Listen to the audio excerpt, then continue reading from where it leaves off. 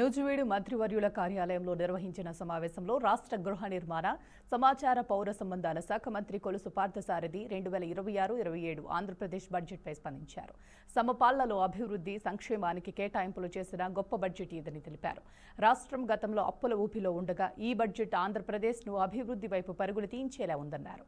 మొత్తం 3.32 లక్షల కోట్లతో రూపొందించిన ఈ బడ్జెట్ రాష్ట్ర చరిత్రలోనే గొప్పదని మంత్రి తెలిపారు.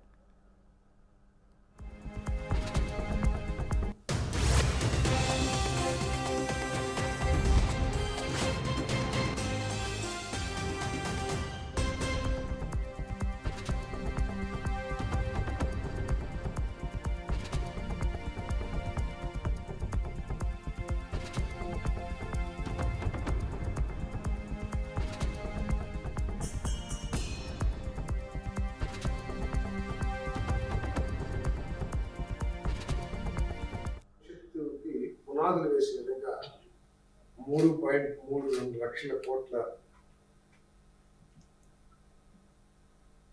ఆదాయ ఖర్చులతో కూటమి ప్రభుత్వం చంద్రబాబు నాయుడు గారి నాయకత్వంలో బడ్జెట్ ఫైనాన్స్ మినిస్టర్ కేశవ్ గారి సారథ్యంలో బడ్జెట్ ప్రవేశపెట్టిన విషయాలు తెలిసిందే.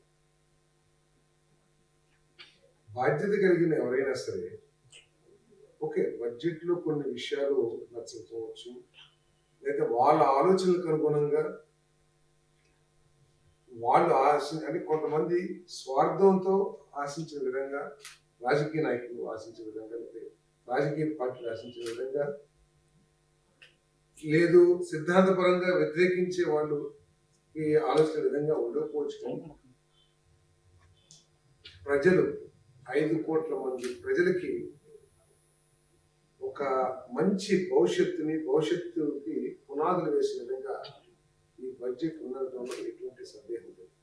3.32 లక్షల కోట్ల